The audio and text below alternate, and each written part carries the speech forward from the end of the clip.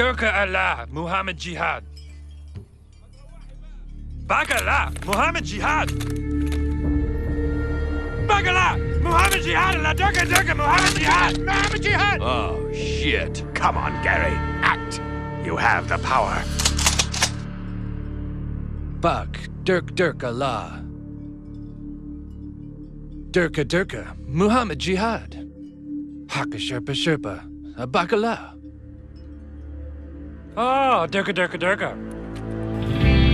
America, America, America, fuck yeah, coming again to save the motherfucking day, yeah, America, fuck yeah, freedom is the only way, yeah, terrorists, your game is through, 'cause now you have to answer to America, fuck yeah, so lick my butt and suck on my balls, America, fuck yeah, what you gonna do when we come for you now?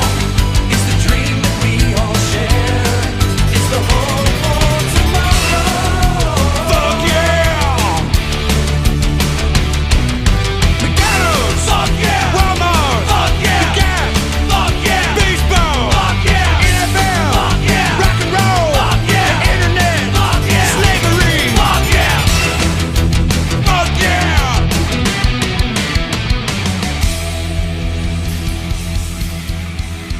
America, fuck yeah. Coming to save the motherfucking day, yeah. America, fuck yeah. Freedom is the only way now. Terrorists, your game is through. And now you have to answer to America. Fuck yeah. I am laughing my ass off at the fact that Trey Parker and Matt Stone got Harry Gregson Williams to do part of the score for this movie. I am dying. This is how we start off our summer of America with one of the most American movies ever. First off, I like to say, yes, me, Chris, and DJ Sue are all citizens of the United States. And yes, all three of us are black, as you know. That being said, you already know how we feel about America. Fuck it. But patriotically, here's the funny thing about my patriotism. I said it on the sports show, and I probably said it on the 3 Black Geeks show once. My patriotism only comes out during the Olympics. That is it. It came out during. I think y'all both saw my patriotism come out full scope when America was like in the World Cup and they were like they were doing it and shit. I was like, yo, I barely watch soccer, but fuck you, America team number 1. Let's go. Oh wait, CJ, you talk about that time when it was, what was it? The only 2 remaining teams in the running was America and Germany. No, it was like America was going against Germany, Belgium, and stuff, and they were kicking everybody's ass in their little group. And I was like, oh shit! No, this is what exactly happened. You were cheering us in the qualifying matches. Okay. Yeah, because I remember this. I would never forget it. Because our friend Jose, who's American from San Antonio, who is Mexican American. I hope he's listening to this because Vato, you ain't shit for this. Because what happened was when America lost, Jose didn't spend 2 seconds. He immediately threw up a picture of the American eagle crying. Oh God. Like I said, you ain't shit for that, homie. I don't know, man. I don't know. Some dude on Twitter basically said, "Hold my beer." He somehow managed to morph the Jordan Cry face onto the eagle, and I was like, "Yo, I remember that." Oh shit! Oh man, that was the infancy of the Jordan Cry face too. Oh gosh, when you can morph it onto the eagle, that's when you made it right there. I remember the what was it? Oh, I still remember to this day when Chicago Bears lost the game and they morphed the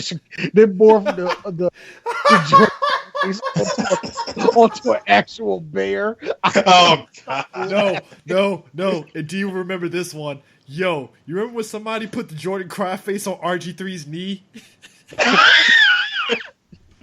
Yo, I and along with Florida, look, I'm still mad to this day. This is why I have to. This is why people watermark pictures, because I threw up a picture of. You remember when Paige got hurt recently, right? Yeah. Paige got hurt like a year or so ago. I put the Jordan crying face on her. I put the Jordan crying face on her. I didn't like it, but I threw it up on Twitter. Like a week, not even a week later, like a couple days later, somebody stole that exact same picture and it got like 10,000 retweets and all. Like, you know what? Fuck the internet. This is the reason why he doesn't tweet. Somebody just stole it. It's way more famous, but still. Oh my gosh. All right. But anyway, but Team America, man. This movie. But that being said, if three black geeks had a choice to really talk about, like, when it comes to America, really, because this whole summer is pretty much going to be us focusing on these proud American movies, or what it's proud to be a patriot and all that. Real talk, like I said, we're black. We only going to show so much of it. I'm just saying, like, look. Me personally, this is just me. I'm not going to speak for y'all two on this. I'm grateful in a way that I live in America, only because there are like one or two things that I'm glad about. Like I am actually happy about. I am actually proud to say that I am a part of the hip hop generation in America. And number two, black Americans are a level of funny and interesting that kind of shits on the rest of the world, in my opinion. Now, I know African niggas, they want to say, nah, what's the last thing y'all did? Y'all don't do this, y'all don't do that. Suck a dick. No. Also, like I love our boy Mo. Mo was talking. You remember when Mo went on us about Africa during the whole Black Panther thing and all that? Yeah. He's like, last thing American black people did in a long time.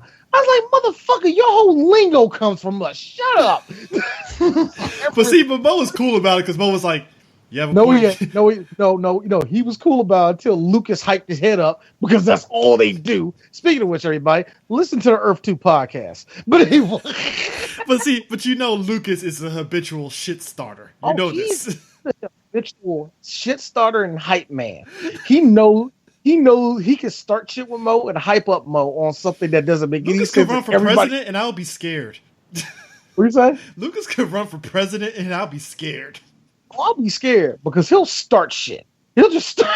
Like right now, Lucas could, I'm pretty sure Lucas right now could literally just walk into the White House and start some shit with Trump, gets Trump to start some shit, and then we're both of us to sit back like, that was fucking Lucas. I fucking knew his ass. like Lucas did. Then we started hashtag Lucas did it. Like, why the fuck are we warring with Japan? Goddamn Lucas. Nigga, I'm like, this swole, short ass nigga walk right up in this motherfucker, no neck ass having. At least healthcare is free. I don't know how he got him to do that, but for real though. Now we fight with Art. Like now we got a war with Argentina. I didn't even know we even hated them niggas. Exactly. It's like, damn, how did this happen? No, then he'll do something that South Park managed to predict. We go to war with Canada, nigga. Let me tell you something. That's a good segue into that though. So Trey Parker, Matt Stone, right? So Team America was basically their follow up from South Park, Bigger, Longer, Not Cut. Because what was funny is, and I remember them literally saying this, the reason how this movie came was because one night they were bored out of their minds and they were watching Thunderbirds. Now, if people don't know what Thunderbirds is, as a kid, I watched it. It was a show. It was a children's show with marionette puppets that took itself too goddamn seriously. Even as a kid, I knew it took itself serious. I'm like, it's a bunch of puppets. Why are we playing this? It's like it's real people. And remember when they tried to bring that back out in the 90s and like no kid tried to watch it? And then Jonathan Frakes gave us a live action one that was just wow. I mean, why did he even have a live? Whatever. Because Hollywood likes nostalgia, and they thought somehow we gave a shit about Thunderbirds. I'm still questioning that decision on that one. See, it's funny that you can give us like Speed Racer. I get why you do that. Thunderbirds? Who asked for it? Like Speed Racer is more iconic than Thunderbirds. Think about it. Okay. G.I. Joe, I understand. Transformers, I understand. Mask. You're riding that line with Mask, all right? That's what I'm saying. Hold on. Imagine it like look, you can even do that with Cartoon Network cartoons they re-bring out. You know what I mean? Yeah. Like they re-put out Powerpuff Girls. I don't like it. I can understand it. Ben 10. I get it. Toys. Mike Lou and Og. Look like this. Mike Lou and Og. Who? Who asked for that? What was the audience for that? I don't even remember an audience for that show. Yeah, but anyway. But yeah, the Thunderbirds was weird, man. I remember was it Fox that had the rights to that? Yeah, I think Fox. Yeah, Paramount had it. Paramount had the rights to it. So what ended up happening was they wanted to basically take the Thunderbirds and use that for their own movie. And what ended up happening was they found out that Paramount was doing it with Jonathan Frakes at it, and Matt Stone was like, "Hold on, Jonathan Frakes from Star Trek is doing a Thunderbirds movie." Okay, wow. So it turned around and it was like, all right, well, what else could we sit there and do? And they decided, all right, well, what if we sit there and do, what was it? What the fuck was the name of that movie? Day After Tomorrow. Day After Tomorrow.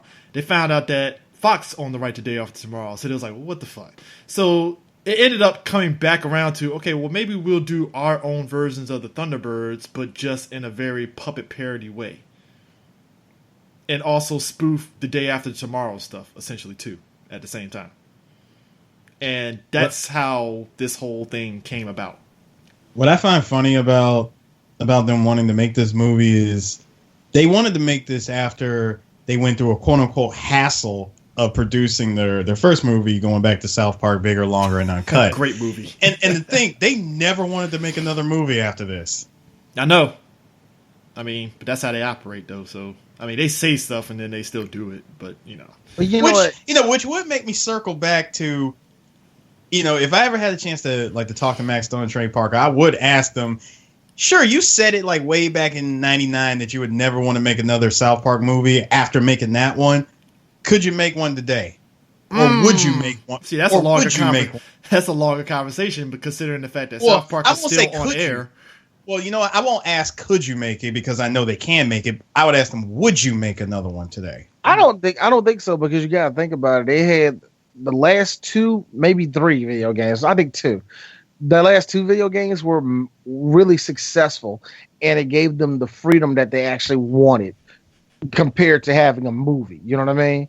So it ain't that they can't do it again. I just think they don't want to. That's what I said. That's what I said. Yeah. I wouldn't ask them if they could make it. I asked them, would they make it? Just to say, screw it. Just to say, hey, we were bored. We were done with the season. We had an idea for a movie. They come up with this crazy ass story, throwing a whole bunch of pop culture references and a bunch of internet memes and shit that's been going on in their last 10 seasons, and throw that together for a movie. Yeah, but the thing about this movie that I thought was funny as hell, though, is the fact that Parker and Stone, they'll sit there and crack on every celebrity, and there's always a backstory behind why they did it. Like, for instance, like George Clooney and Matt Damon, they were good sports about it, and that's really how Parker and Stone operate, is that if you're a good sport about it, okay, fine, cool, but if you really are bucking hard on that shit, they're gonna really dig in on you and stuff. That's the reason why Michael Moore was a villain in this movie, because Michael Moore pulled some bullshit from Bullying Columbine and stuff, and tried to pawn off a cartoon in that movie as though Parker and Stone did it, and they were like, "Oh, really? That's what we're doing? All right, bet." I got you, fam. A good example of that also is how they went on South Park. I mean, how South Park went on Family Guy, and how Seth MacFarlane, after it was done, everybody was like Mike Judd and everybody else was like, yeah, you went on Family Guy. Seth MacFarlane called him and said, "You guys are fucking hilarious." And every now and then, actually as recently as this season, they mentioned something about the South Park guys. Like he's like, and those guys from South Park really, really ribbing the hell out of us. Like he was mentioning like all the stuff that Family Guy went through before. Actually, it was a really good episode, but I forgot. But anyway, but you said you got to be good sports about it. There's one interesting thing before we even get into it. Everybody that knows this movie knows about Matt Damon. Here's the reason why Matt Damon only said Matt Damon. Because when they saw how the puppet looked at Matt Damon, the first thing that came out their mouth was Matt Damon. And it stayed because it's like that, because he pretty much looked retarded to them. Can I point out the fact that Fred Tatasciore is voicing Samuel L. Jackson, and I was fucking dying on that shit. Boy, here's the thing about there's the one puppet, and I remember seeing an uncut version because I had the uncut version of this movie before somebody took it from me. They had Ben Affleck in this movie, and Ben Affleck was a fucking hand. Yes, I know. It's like, I don't get it. I don't get it either. Just let it go. But anyway, this is basically what Team America starts off in France, because they ain't nothing more American than France. Basically, what goes down is a terrorist plot. It is they're terrorist meeting. Durka. Jihad. Durka. Now, that being said, you probably say that's racist. No, that's fucking hilarious and a little bit racist. But that being said, this movie, that's what Stone and Parker are really good at. They're good at satiring how people think terrorists are. This movie is basically made for. You cannot sit and watch this movie and you cannot tell me if Donald Trump sat down and watched this movie. Donald Trump like, that's interesting. So when did we do that? Like, we did that, right? It's a true story. Because like this movie is made for people who claim to be patriotic but don't know how the real world or how America actually functions, because all they watch is movies and think that Fox News is correct. That's how it pretty much. But and that's the funny thing too, is that Parker and Stone, they are like legit like Democrats, and liberals. No, I think they're independents. They're independents, but they kind of they're liberal leaning a little bit and stuff to a point. Yeah, they are. But I think it's more so. I heard that somebody said that a lot, like they're like that type of celebrities that are freaking not conservative, but they are rich like Republicans, but they lean like Democrats. In other words, they're freaking independents. Yeah, they're independent. It doesn't really matter what they are, because they see the world for what it is. You see people who live by Merica, or dude, can we just let gay people get married? No, Merica, like that. Like patriotism, nationalism is so stupid. But I mean, but here's the kicker though. What is amazing about this team is that they play the team off like it's such a like so patriotic that they destroy everything just to get the job done, because America. They fly in. One flies in on a jet. Osama bin Laden goes into an art museum and they just blow the shit up. I love it because they blow. They went to the Louvre. They blew up the Louvre. And I love how one of the guys, he had a rocket launcher. He shoots the rocket launcher, misses the terrorist, and a rocket launcher hits the Eiffel Tower. And the Eiffel Tower comes crashing down on one of those one of the sites over there in France. I forgot what you call it. But yeah, he blew. He's like, damn it, I messed up. There's a lot of that, because that's the one thing I love about this movie. There's a lot of that South Park silliness that is like wrapped around this whole movie. It's just it's not even smart humor where it's so much perfect. That's how you do it. That's how you end that joke off. You know what I mean? It's that type of humor that makes South Park a really solid show to watch. Even though, real talk, I haven't watched the show in the last 4 seasons. Don't tell nobody. Well, I mean, I played the recent video game, so it's like, I kind of technically caught up. Oh, the fractured butthole? Yeah. Yeah, that's how you're supposed to say it. Not the fractured butt hole. No, butthole. Yeah, Beef- butthole and stuff. Which Real- I gotta be real real. beef. I'm laughing at how people did not get the joke about if you start off as a black person, it's hard. I was like, you guys clearly did not get the joke. Like, yo, the joke was fucking How did they hilarious. not get? Wait, how did they not get that? They was like, man, that's racist, man. How you gonna have that happen to black people, man? We gotta start off hard. Like, are you not black? And it's not like the game is hard. It's just you get a lot of like semi-racism shit thrown at you in the game to your character, and it's like, oh yeah, that makes sense. Yeah, totally makes sense. I like how they say you start off with less money and it's harder to do stuff. I was like, yeah, being black. Mm-hmm. Yeah. I guess you know what it is. I think we've hit that age where it's like because they're two white dudes, all of a sudden it's like, man, fuck those dudes. And I'm like, okay, I guess. I mean, all right, cool. I guess we're in hate white people mode at this point. Cool, gotcha. And I like how after they quote unquote save Paris, they're like, don't worry, everybody, we saved the day for the terrorists, and all you see is all of Paris in basically flames and smoke, and everybody has their mouth open looking around like, what just happened? The terrorist attack already happened. It was America. I was like, that is a deep joke on so many different levels. Like, don't worry, the police of the world are here. America. But what had me rolling is how they did the typical shit in movies where the guy does the whole I'm going to propose to the girl on the field and he gets shot for his troubles. Yeah. I don't like he got shot in the back. He's like, ah, bah, shot, and they finally shot him, and he was like, I'm dead. He told homegirl, if you find somebody, fall in love with him. You deserve that happiness. Yeah. So I laughed because you know what makes me laugh, and I see every time I see these movies like this, especially when it comes to South Park, I always think either A, they're making fun of super conservatives, or B, they're making fun of super liberals.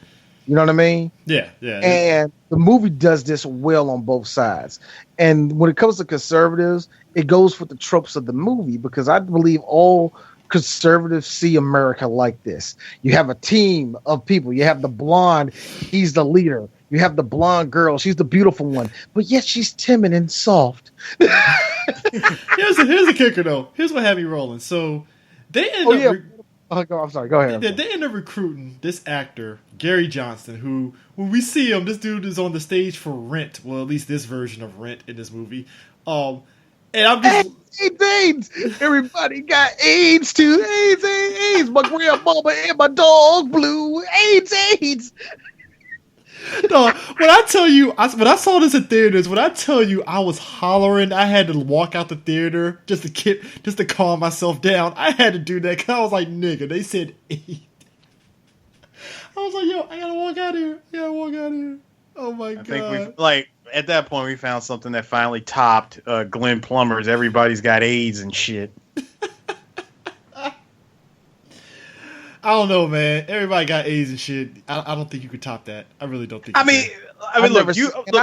Look. First of all, you had Team America's. That was a song. Glenn Plummer, he just came out direct with that as a line. But what makes it so good is that Showgirls is supposed to be a very serious movie. That's what makes it fucking funny. Oh, you know what makes this? You know what makes it funny for Rent? I didn't know this, but that's pretty much what happened in Rent. Everybody either had AIDS and died or some shit. Yeah, everybody at least got it, or they knew somebody that had it, and it's like, shit. Oh my God! But again, I like how he gets recruited to Team America. Hold on. And the best part was at the end. AIDS.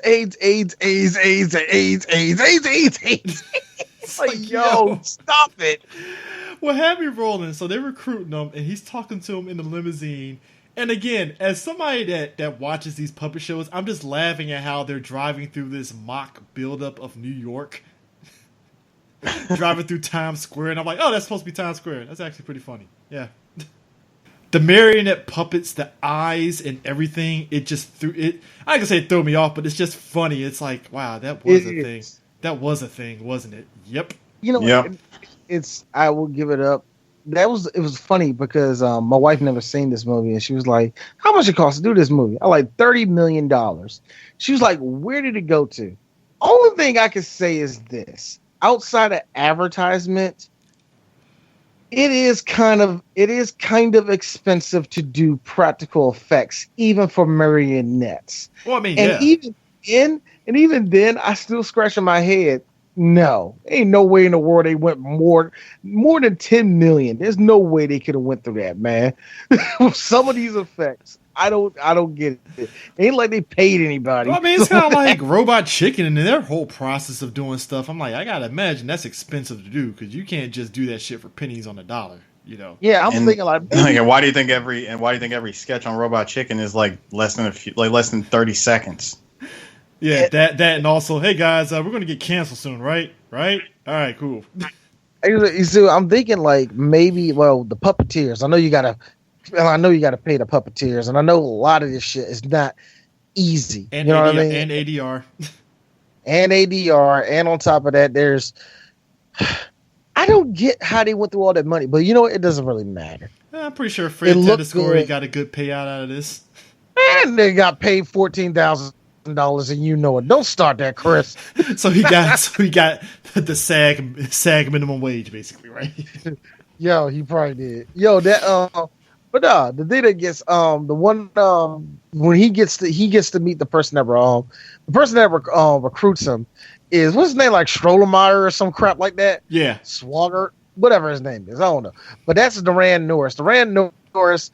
If you watch Fairly Odd Parents, that's Timmy's dad, and it's also Spotswood. That's his name, Spotswood. That's if you want to know who he is. That's Timmy's dad, and actually Cosmo off of Fairly Odd Parents. You heard him in plenty of stuff. Dude's a great voice actor. Now, here's the fun part for you guys. That guy used to be married to Mary Elizabeth McGuinn, who was the voice of the Major on Ghost in the Shell. They divorced in 2012. Guess who she's dating right now? Stephen effing Blum. Oh my God. That is like, hold on. Now, I have to ask you, though, would you call that an upgrade? My wife, look, Angie said it was an upgrade because now she's fucking Spike. I'm like, okay, sure, why not? Yeah, the Major. No, I already know what Angie's thinking. Yes, the Major gets to have sex with Spike. Yeah, and I'm okay with that. And of course, here's me being the nerd in this. Oh, so she's having sex with John from Brave Fence and Musashi. Nice. You know what, Eris? You get the fuck out this room now. I mean, to be honest and stuff, if she really wanted to go on the level of like upgrade and stuff, she'll throw that shit up in Frank Welker's face and stuff, and she really wanted to step it up. Oh, I got this feeling that there is a Frank Welker connection in this movie, and that is the voice of Alec Baldwin in this movie. That is Maurice LaMarche who's doing his voice. Maurice LaMarche, if you do not recognize that name, oh my God, I love him. Yeah, yes. How do you freaking not know this guy? He's the voice of Brain off of Pinky and the Brain. He's the best freaking Orson Welles of all time. Dude. No. Egon. He was. Damn it! Egon. I was just about to say that. Shit. I'm just saying, like, look, just look up. He wasn't just Egon. He was Egon in every iteration of the Ghostbusters cartoon. Mm-hmm. Actually, I do you one better. For Eris. Now, this is just for Eris. Hey, Eris, that is your boy. That is Principal Pixie Frog too. Yes, that is him. I would just and say also, this. Hold on. And he's also one of my favorite voices on motherfucking Futurama. I am Lara of Omicron Perseus. Yes.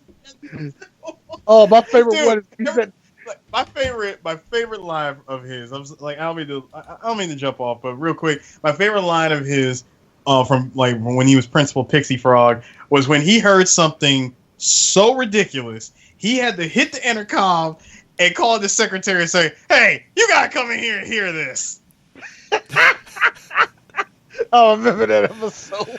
I'm just saying, like, if just like, damn it, Cartoon Network, give me that show on DVD, please. Like, just for me with LaMarche, it's just what had me rolling. I love The Critic, and just the way that they characterize Orson Welles, and then that voice had me in fucking tears, especially with the fish sticks. He's like, yes. Yes. No, this is what he said. He's like, yes, made with fresh green penis. Wait a minute, that's not right. This time I'm leaving. Give me a cup of peas for the road. Oh, what luck. There's a French fry stuck in my beard. Or when he had to do the living will and he had to jazz it up and stuff like the living will. Dee-dee-dee. But yeah. So there you go.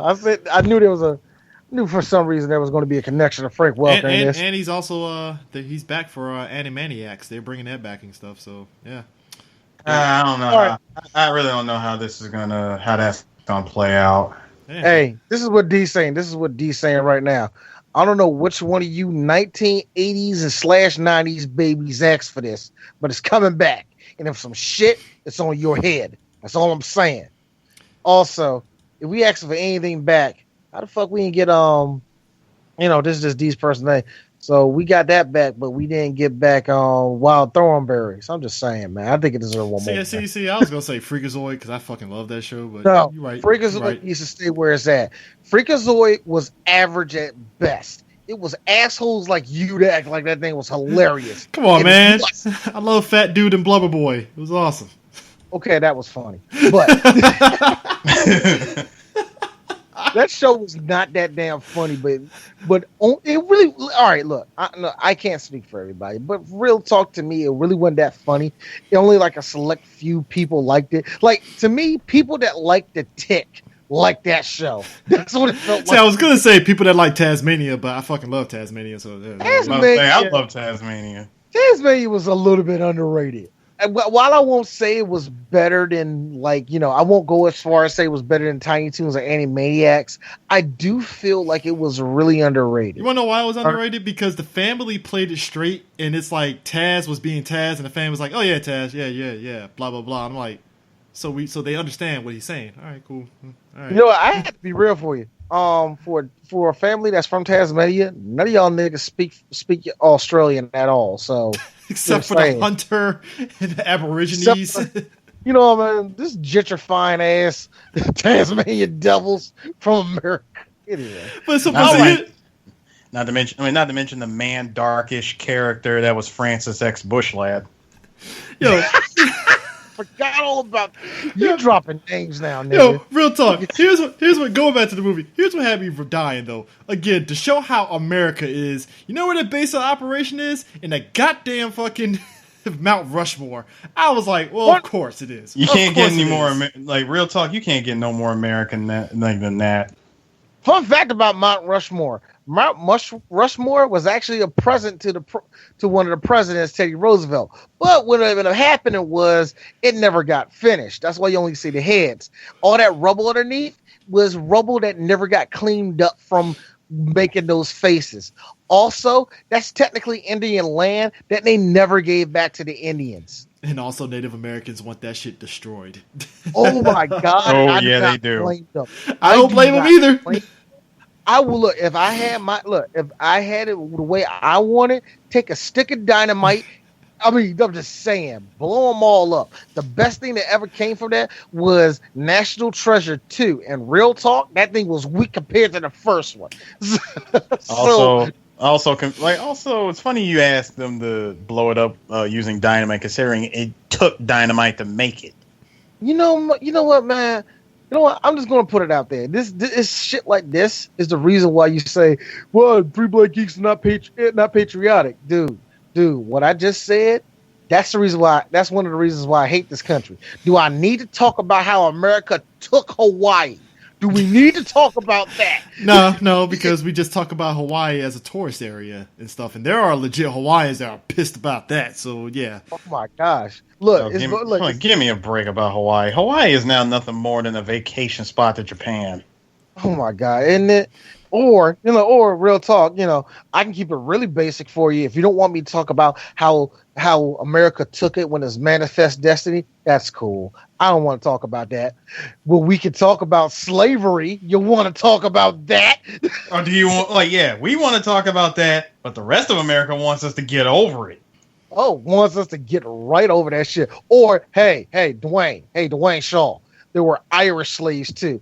Get all the way out the fuck out my face. Find us. You know what Irish people got. You know what Irish people got in America. Only thing they got was a bunch of people saying, "Man, you fucking potato eating motherfuckers." That was about as close as you're gonna get in terms of anything derogatory. Otherwise, you got that, and you got a couple cops fucking with you. So what? No, on the level. Put it this way, there's levels to cops fucking with you. Irish, they'll just look at you like you got the fucking scarlet letter, but they're not gonna beat the shit out of you and stuff. Now, if you're black, you're dead, or you get beat. Look, real talk, dude. The worst y'all had was gangs in New York, and real talk, that was only like 20 years, nigga. That was only like 20 years. Real talk, man. Real talk. But like, us Irish had to fight to make it in New York. Here's me, nigga. I'm black. If I breathe too hard, they lynched us. Shut up. Jewish people had it fucking worse than them. If you want to talk a level of whiteness, Jewish white people, they got the shit in it on a fucking stick. Do you want us to talk about Italian Americans, how they had to struggle for the first 100 years while they were over here?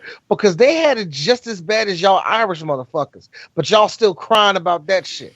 Real talk. Again, if a nigga blinked wrong, they were about to lynch us. We ran away from the people who illegally locked us up, and when they got us back, they cut off our fucking feet, nigga. You think that shit was just funny when they did it to Kunta Kinte? Nah, nigga, that was real, motherfucker. But anyway, that being said, let's talk about this patriotic. Let's talk about this. So Gary has to go undercover with the terrorist. I love it because he sits that now. Yeah, I'm sorry. Gary meets up with the rest of the team.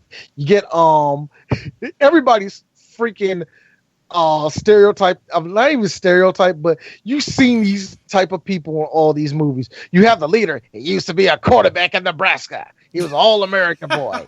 He's a true leader.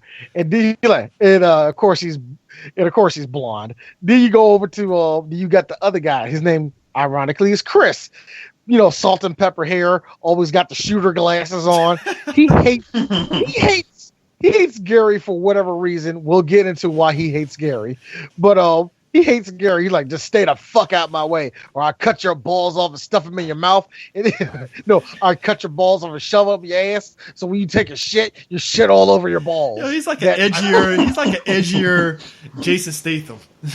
That being said, that is Matt Stone doing the voice. Now, here's the funny thing. Trey Parker does a lot more voices than everybody else. Like, if Three Black Geeks did voices, all right, just real talk, I'll do most of the voices. The second one will be Eris, and then it'll be Chris. So Chris is random guy number 2. Chris, you would do look, Chris at max would do like 3 voices. Eris would do like 6. I have to do like 12 of them. So it's sort of like that. But anyway, that being said, but yeah, Matt Stone does the least amount. But you can tell when it's Matt Stone, and you can tell when it's on Trey Parker. So anyway, whatever. Then you had the other girl, the girl with the black hair. I forgot her name. What was her name? Sarah, I think her name was. Yeah. But she was an empath. Yeah, like, Sarah. It's freaking Sarah Wong. Sarah Wong. She was like, I can sense that you're confused. I'm like, oh God, shoot me. And then, of course, the other girl. What was her name? Oh God, I forgot her name. Lisa Jones. Lisa Jones. Lisa, because of course it's Lisa Jones. Yeah, she was a psychiatrist, a team psychiatrist. Here's me. Of course, you have to make the woman not a commando. You can't make the woman because you can't make the woman a commando because then she'd be too butch. You can't make her something wacky because we already got that on the team. So it has to be something gentle, like a woman should do. Oh, she's the team psychiatrist because that's what a woman should do. And I thought to myself, hey D, this is for people that watch Fox News every day. Oh yeah, I got it. Like I got it. And of course, he falls in love with her. But I like how he said, all right, Gary, you have a choice. You can either join us or walk out. It is up to you. Okay. And he just leaves. Okay. I like how he's just like, all right, I'm out of here. And as he's leaving on the flying limo, he thinks to himself like, you know what? Let's make a stop. let's make a stop right quick. If for some reason he goes to Washington to go to the many veteran memorials, and then we get to hear one of the greatest songs ever. What you do. Son, real talk. When I was in the movie, I saw it in the movie theater the first week it came out. Look, I was at Rivertown. It was only me and my best friend. It was just me, Aris. It was just me and Tommy, man. It was just me and him. It was like 3 other people. This was opening weekend. No black person went to see this movie. Why? Anyway, but the second that song came on, the second I heard "What Would You Do," we immediately started crying. The song was based. What was the song? "Freedom Isn't Free." Yeah, because freedom isn't free. Because freedom cost a $1.05. Freedom cost a $1.05. So he has to go undercover. And the most ill-conceived thing ever, he has blackface with freaking damn, like, literally, like, cotton ball black hair all around his face. I'm like, oh, he's a terrorist now. All right. So basically, the terrorists come up with the idea going to come together to have 9/11 times 1,000 or some crap. Yeah. Anyway. Whatever. This movie doesn't care because it doesn't care on purpose. But come to find out, the terrorists are working with Kim Jong. Oh God, Kim Jong Il. Kim Jong Il. What's the one in charge right now? Kim Jong Un. Kim Jong Un. Yeah, okay. Just had to make sure. That shows you how dated this movie is. Dad was in charge. And even then, Dennis Rodman was still hanging with the dad. So there you go, dude. How do you like how racist they make him talk? How do you love Hello. I'm like, yo. I don't suddenly, suddenly I'm getting 1940s Looney Tunes flashbacks. Mickey Rooney from fucking Breakfast at Tiffany's. And I think that's what Trey Parker aims for too, where it's really a racist voice. And it's basically Cartman doing Asian. That's really what it is. Yeah. I mean, but it's just funny how when Gary's inside the freaking bar and stuff, he's like, Durka, Durka, Durka, Durka, Durka, Durka, Durka, Durka, Durka, Durka. No, the best part is when it was like, okay, we want you to go. Oh yeah. When they fly out to, he's like the meeting is going to be in Cairo.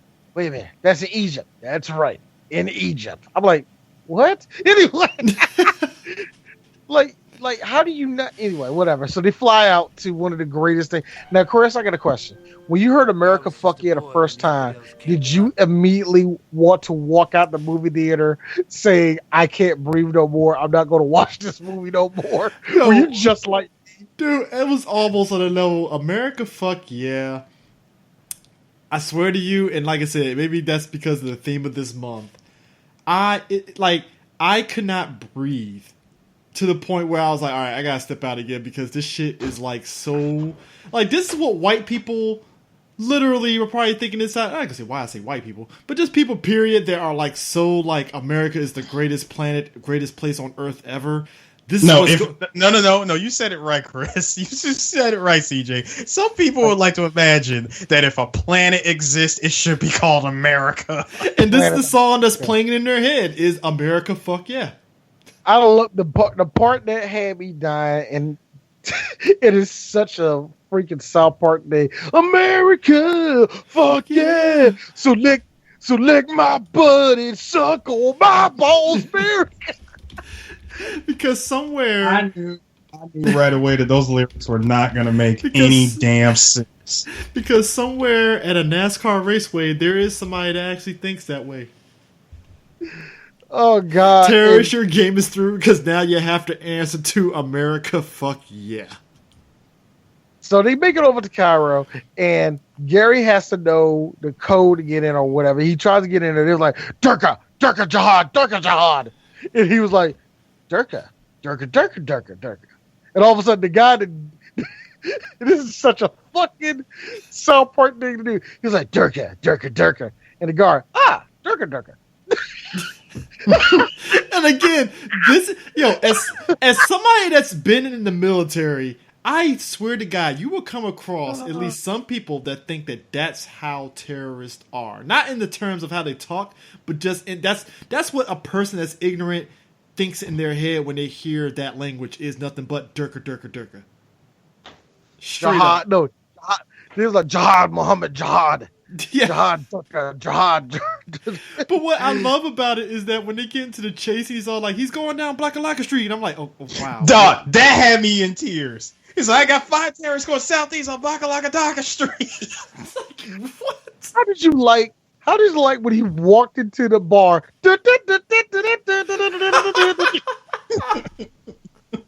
Because again, I swear to you, I really feel there are people that think that that's what terrorists do. They just walk us out of a bar and it's terrorist central.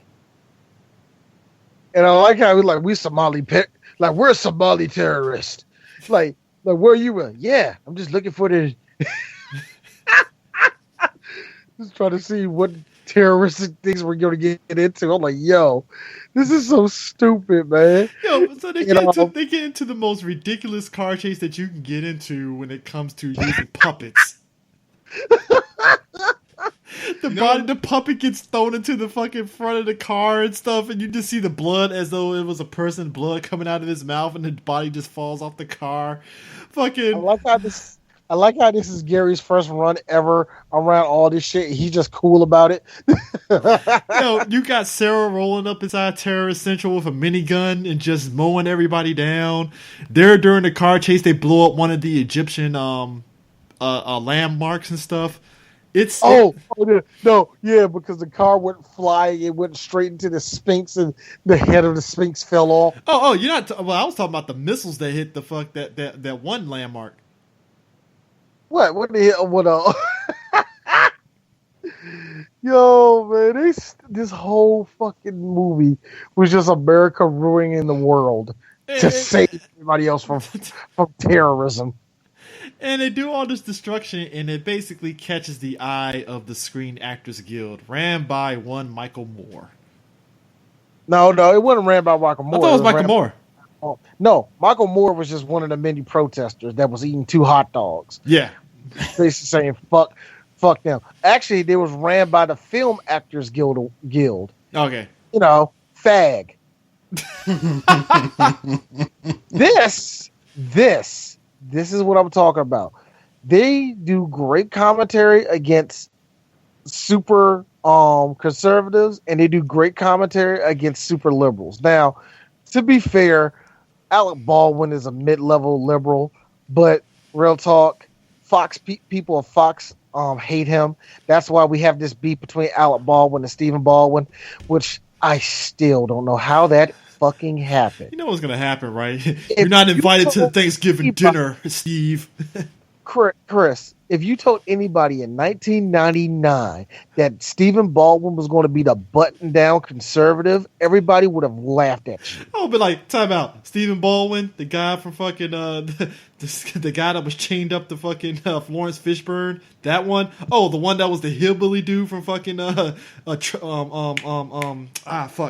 Mario Van Peebles movie. That one. Wow, interesting. Wait a minute, you mean the dude that was in Biodome? He's a conservative? Wait. Alec Baldwin's a liberal? Yeah, super liberal. What? Who would have thought? Alec Baldwin's a born again Christian? I mean, that's not that bad. No, he's a born again Christian. I mean, everybody better say Christmas or you don't love the baby Jesus Christian. Oh. You mean like Sean Penn, who has the constant resting bitch face every time you see him? Oh man, Sean Penn, who was actually a member of you're gonna have to get used to it. That's what the movie called it. Also, a member of FAG was Sean Penn. Yo, real talk. Look, Sean Penn to me always has the angry face 24/7. I have never seen him crack a smile ever in life. Oh man, I have only in movies. Real life, it's like, I have to imagine if I saw him in real life, I don't know if I could actually talk to him. It's like, Does he like black people? I don't know. Maybe. I don't know. I think he does. Hey man, did Sean Penn did he date Madonna? Yeah, and that didn't work out too well because I mean, he dated Madonna. That's why. I think Madonna. If you notice, Madonna has sucked the life out of every man she's been with. That's why Guy Ritchie makes these movies that are good, but not good when before he got married to Madonna. Somehow Vanilla Ice and Big Daddy Kane avoided that. How did that work? Oh my gosh, man! Everybody that dated Madonna took a part of their life got taken away from them.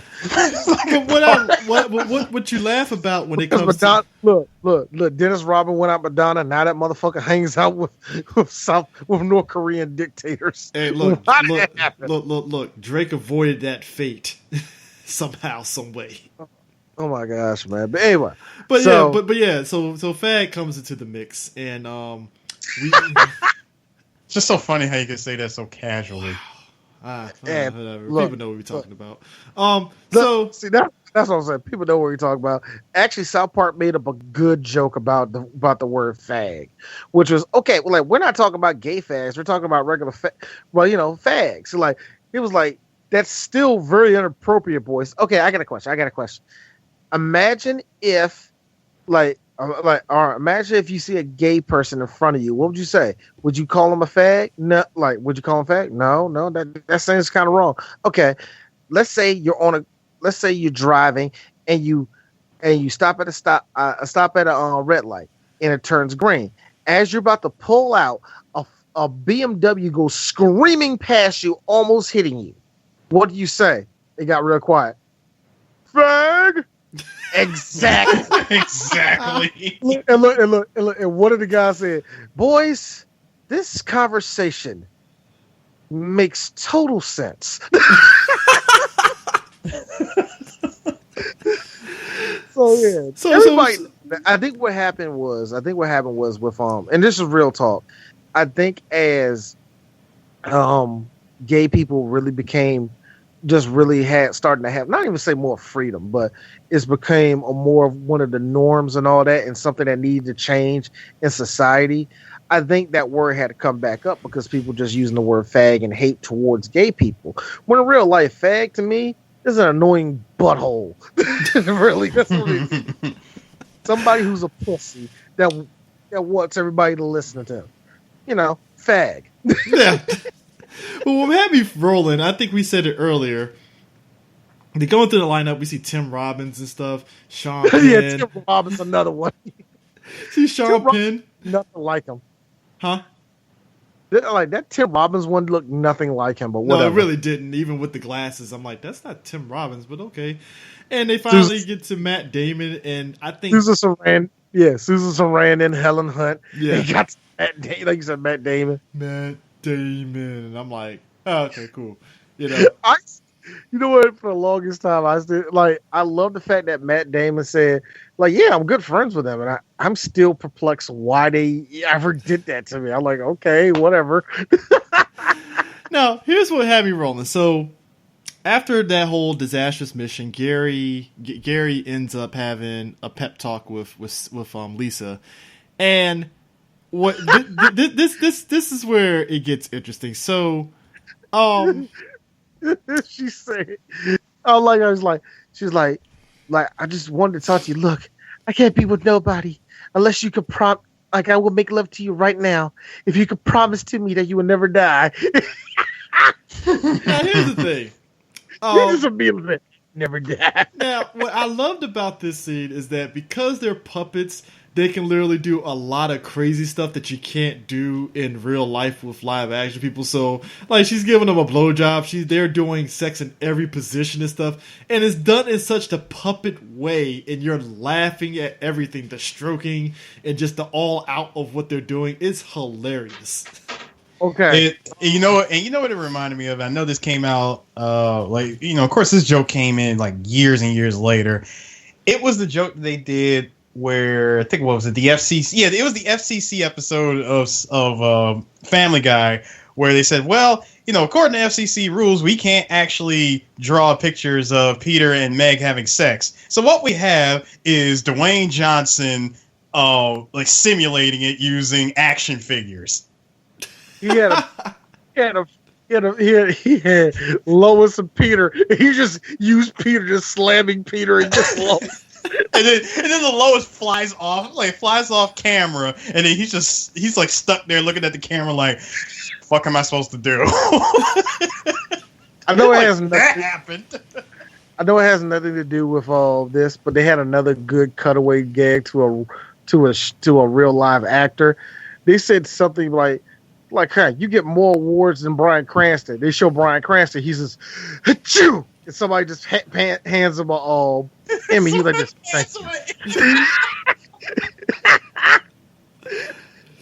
I'm like, thank you for that, Brian. So after this little sex scene and stuff, speaking of which, real talk. Speaking of which, on the uncut version over there, and I'm not lying to you, I'm not sure who does it, but somebody gets shitted on. I think I know what part of that scene it was. It was right after. Yeah. It was right after. It was right after she said something, we can do this forever or something. Whatever. Anyway. Now, here's the thing. Now, real talk, though, when he's having that talk with Gary, before that sex scene, Gary's having that talk with Lisa, I forgot the fact that when he was talking about his childhood, he was like he literally said his acting talent caused his brother to be killed by gorillas. And I love... I'm done. I don't care. You know what? Let's keep going. So the terrorist after that, one of the stupidest things ever. Anyway, so the terrorists after that whole thing, they decide they're going to blow up Panama City, and they blow it up, and they basically flood that whole area, and it was basically in retaliation to what happened in Cairo and stuff. But meanwhile, the Film Actors Guild is like, well, fuck you, Team America, you didn't do this and stuff like that. So basically, Gary was like, you know what? I'm going to leave Team America now. And that's when we get the sad version of America, fuck yeah. And everybody was like mad at each other and all that. And it was like you said, it was a really, really sad version of it. And of course, like, this is supposed to be like the downside, like something bad's going to happen. They fight the terrorists, and they fight the terrorists who knew that terrorists had an air force. But then on top of that, they had to fight the North Korean Air Force, which D said again, I'm sorry, North Korea has planes? Anyway. Last I checked, they were rocking 1955 fucking Cadillacs and shit. Like it's like, what is this, fucking Batman animated series and shit? Pick a damn... I don't know how in the world. You know what? I got to be honest with you. I get that dictators have like an abundance of money that they don't give to the people and all that crap, but I'm still perplexed that some of these motherfuckers don't have like Mercedes Benzes that came out last year. No, they got like 1970s Bonnevilles and shit. Why would they need? Honestly, no. Real talk, D. Why would they need to spend that money? It's like fucking Cuba and stuff. They're still rocking old ass cars. If Fast 9 is any indication, so I mean, if anything, first of all, those old cars are built like tanks. Yeah. But you know what? The reason I say that is because, and you know what? I don't like getting into the weird politics of it when it comes to these Middle Eastern, not even so much dictators, but presidents. But say what you will about Saddam. Saddam knew how to fucking live. That nigga had cars. Dude, I mean, I remember when they interviewed... you ain't lying, because I remember when they interviewed his son and stuff, and I believe his son was confirming, like, they were balling. Like, out of control. Out of control, man.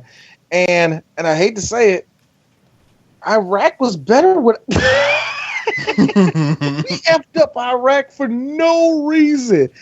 Look, imagine if you remember when Drake went on Pusha T. Imagine if Pusha T was like, "Man, fuck you," and went at Lil Wayne because of Drake. That makes no sense.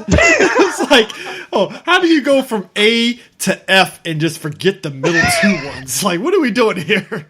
Exactly, man. That's what happened. Like, wait a minute, what? How the hell we end up here? That's exactly how Iraq was. And that's why I don't look, whatever. Like I said, I don't want to go into that. But yeah, but I just had to, that's really what happened. But they fought, they had to fight the Koreans and all that. And they got, while that was going down, Michael Moore blows up Mount Rushmore. suicide style, with the hot dogs in his hand. Oh my god, man! It's that had me fucking dying because I was like, yo, they really just don't like Michael Moore, do they? Nope. Nigga no more, man. Hey, man. But, Used to be my dog. In the words of Jadakiss, I'm sorry. In the words of Jadakiss on that DMX track, used to be my dog. You was in my left titty. Scream ride or die. Thought you would die with me. Found out you a bitch. You won't even ride with me. Now, what here had me rolling is that Jim. Wow. What's his name? Yeah. Gary ends up going into a bit of a funk because he left the team, you know. Grows a mustache and everything. Grows mustache, beard, and everything. And he ends up deciding, all right, I got to get myself out of this funk. I got to get back on the team. And you got... After hearing one of the best speeches of all time, he's like, no, I'm not the dick. You know what? It's all right that you're a dick. Because you know what's better? There are three types of people in this world, Chuck. There's dicks, pussies, and assholes. Which one are you? Dicks just want to fuck everything. And pussies, like, so guess what? Pussies get mad at dicks because pussies get fucked by dicks. But dicks also fuck assholes, Chuck. And you know what happens if a dick didn't fuck an asshole? You get your dick and your pussy all covered in shit. My friend Tommy, who was sitting beside me, not only quoted that every time I didn't have faith in myself, but I see real, legit tears fall out of his eyes while watching that scene. Oh my god! Dude, then he threw up. And then he threw up after that scene. It was like a river of vomit. It was. Now, what had me rolling is the fact that Spotswood, when he gets back, he actually survived that whole Michael Moore suicide attack, which had me dying. I was like, how the fuck he survived that? But whatever. And then it turns into an Eris Waterman joke. Eris, don't sit there and act like you would have came up with that same line, man. Listen, Spotswood tells him like, all right, Gary, you can join the team. First, you have to suck my cock. You're like, nah, dude, I ain't doing that. Do you care about America? Do you care about what's going on? I guess you don't, because you won't get on your knees and suck one and take one. And he does it. And I like how there's no sound effects. Number one, I like how there's no sound effects, and all you see Spotswood there is like this.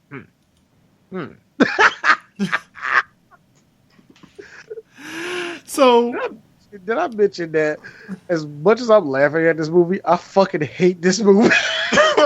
I actually had it in my notes too. Earlier on, they showed one of the puppets. There's a Danny Glover fucking puppet. Yeah, there's a Danny Glover puppet.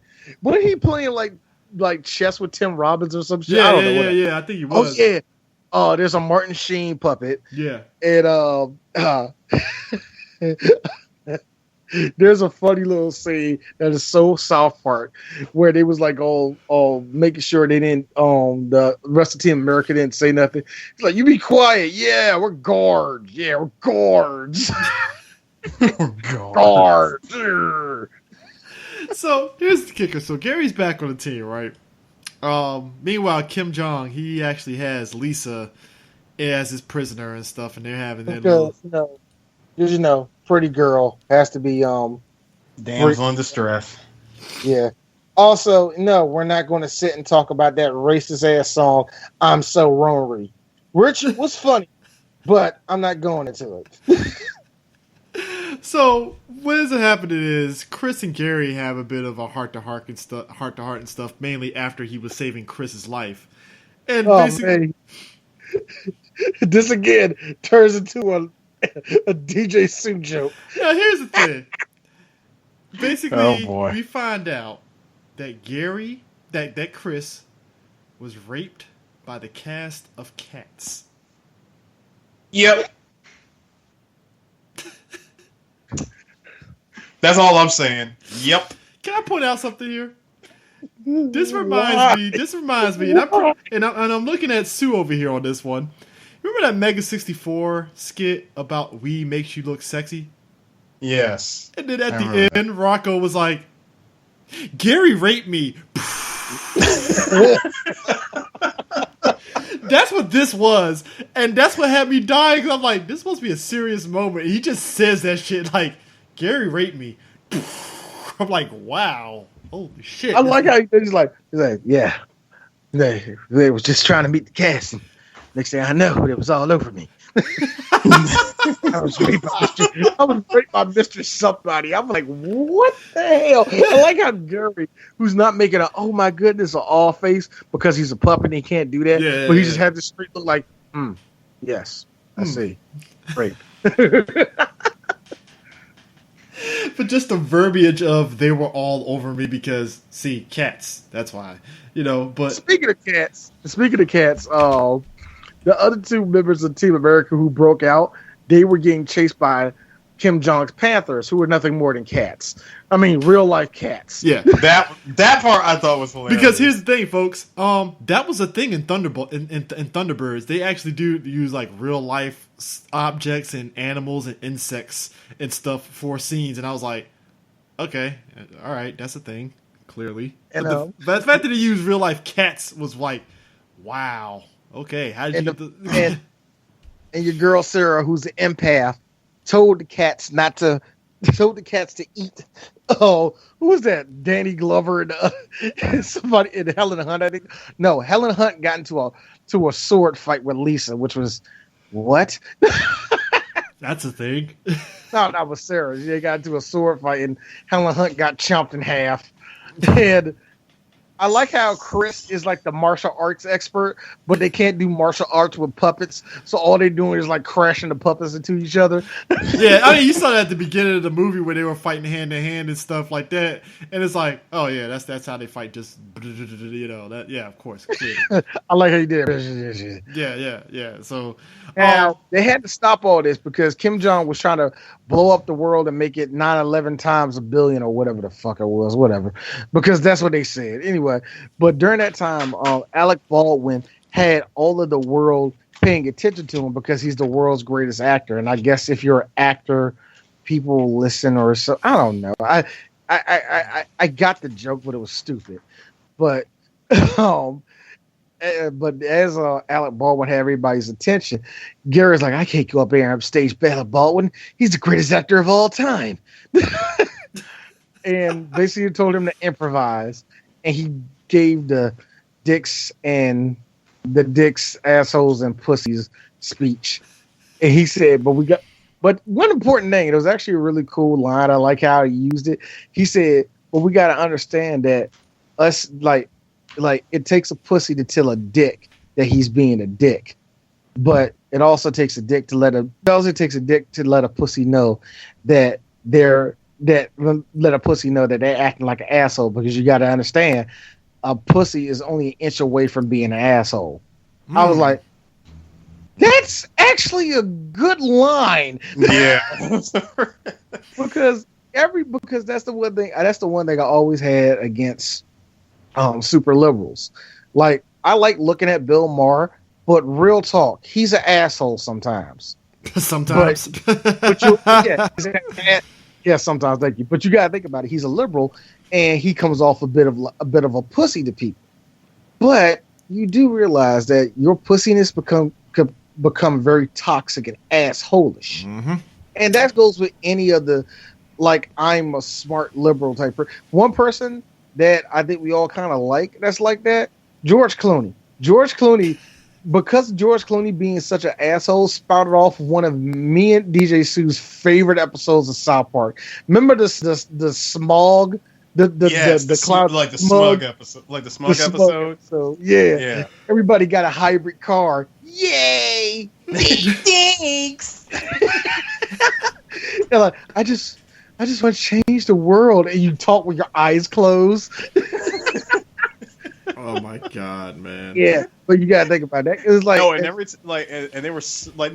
they weren't drinking wine. They were they would fart into a wine glass, and swerve it around like it was wine just to smell it. Like they had that one guy fart. He was like, oh. But anyway, so finally they kill Kim Jong-un, and ill, and Kim Jong had a roach crawl out of his mouth. No. They killed Alec Baldwin, and it was a roach that came out of him. Yeah. You're like, fuck you, Alec Baldwin.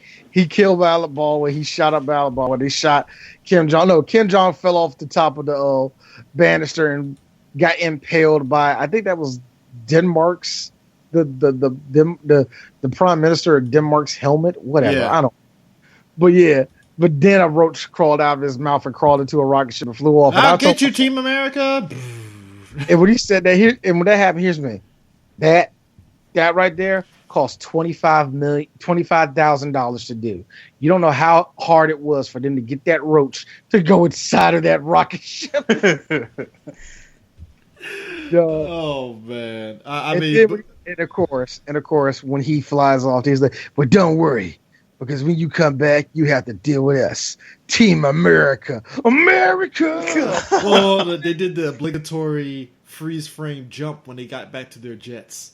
Yeah, that good old 1980s jump in the air shit. Terrorist, your game is through. Now you have to answer to America. Fuck yeah. McDonald's, fuck yeah. Wow, fuck yeah.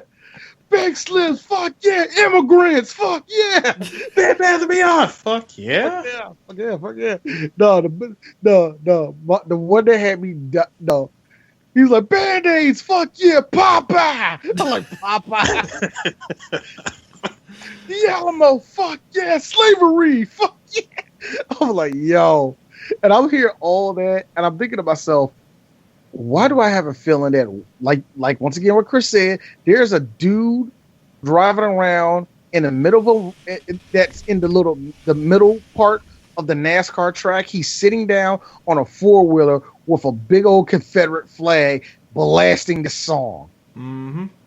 Oh God. You know they exist. This movie is hilarious, but it's so problematic. Yo, you cannot prove to me that Dylan Roof didn't watch this movie 1 billion times, man. I mean, it like, because the thing of it is, ultimately, with this film, right, is that it like you said, it hits on everything on both sides of the aisle. Nobody gets spared. And the way, because the thing of it is, even the people that are liberals, and we know there's different degrees, like you pointed out, between there are liberals who are cool as hell, and then you got your dickhole liberals and stuff. Like, I remember that episode of South Park they did when Barack got elected, and they played it off like Ocean's 13 and stuff. Yeah. Probably one of the most hilarious episodes they've ever done. And I thought it was hilarious because they played up so much of Biden and Obama's relationship, and just the fact that Obama decided, you know what, I'm going to do this president thing. I don't want to do this heist thing anymore, you know? But they do it in such a way, it's like, yeah, they didn't make fun of Barack, but they just made fun of the situation that he was just put in, basically. And I thought it was actually pretty cool. Yeah, the one thing I always give Matt and Trey is that they find a way to really play with politics into a way that makes that can fit their show. I think it only becomes problematic when you have certain things. It's almost like, you know how white people are when it came to Eminem? Oh, yeah. Like you like him, like white people like Eminem until he starts talking about, like real talk. You can't do that because that's the ghetto and all that. He gets on his soapbox just a little bit, and then all of a sudden they don't want to listen to it. Yeah. But then at the same time, he's like, yo, M, you do realize that your music was used for so many school shooters. You know what I mean? Yeah. It makes you. It becomes that same thing goes for South Park, because as funny as Eric Cartman can be, I can't watch the show because of Eric. Yeah, I mean, but that's the thing about them too, is that they use Eric as saying yo, Eric is a piece of shit. I hope you guys know this. Oh yeah. It just becomes almost unwatchable sometimes with him, because it's like, and I think it's more so if you're upset with certain things in America or certain people, that pisses you off. Like, one of the only recent episodes I did watch was the PC Principle, which I thought was hilarious, but I didn't know how many people were actually triggered by him. Oh, they were tricked. Wait, they were tricked. wait. Hold on. I got. Sorry, I just came back. Wait, D, you really can't watch South Park because of Eric? Eric reminds me of he reminds me of everything wrong about certain people. Like there are some episodes where he's tolerable, and then there's some episodes where it's like, shoot him. Oh my God, shoot him. Well, I mean, it does. Like because the only reason why I say that is not because it ain't funny or it's not like, clever writing. It's more so that there's a white boy at home that's laughing at this that don't get the joke and is going to act just like him. Oh yeah, that episode where he tricked Butters. That episode where he tricked Butters into thinking there was an apocalypse and stuff just so he can go to fucking Cal's party. I think that signified where the characters felt about Eric and all that stuff. The fact that he did all that for the sake of a goddamn restaurant.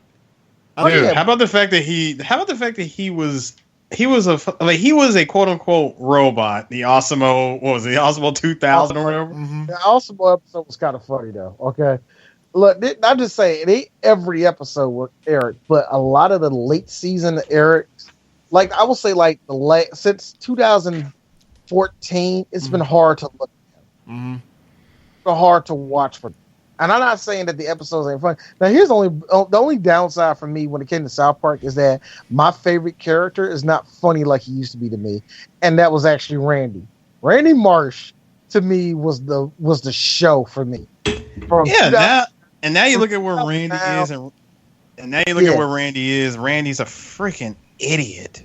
Oh my gosh! From 2009 to about 2015, good Lord. Randy Marsh was the freaking show for me. Anytime Randy would do anything, it's like, thank you. It's hilarious. Now it's like you said, he's an idiot. He's become Stan's still funny. Well, yeah, Stan's funny. Like Stan's funny, but but anytime Randy is on screen, it's like, good God. Like, we get it. We're like, look, Matt, Trey, I get it. You need a Homer Simpson character. Randy is your Homer Simpson. Yeah, I know. I get it. You need the guy that represents how stupid Americans act, and that's the whole thing. I get how the show works and all that. Yeah, but it's really interesting to see them take that same type of speed and style and put into a movie like that. It's pretty good. That's my one thing. As funny as it is, the movie still can be problematic, and I think that's the reason why you don't see it on TV. Mm. I mean, on HBO or anything like that, you don't see it like that. So I think that's the reason why they don't play it, or just real talk. Nobody wants to see puppets do it. Yeah, that too. So, so with that, next time you hear us, we're going to be hitting a classic American movie, Independence Day, because yes, that's what we do. We celebrate Independence Day a little bit earlier than normal because we're special. Yeah. Anyway, shut the fuck up, y'all. The aliens is coming. Peace.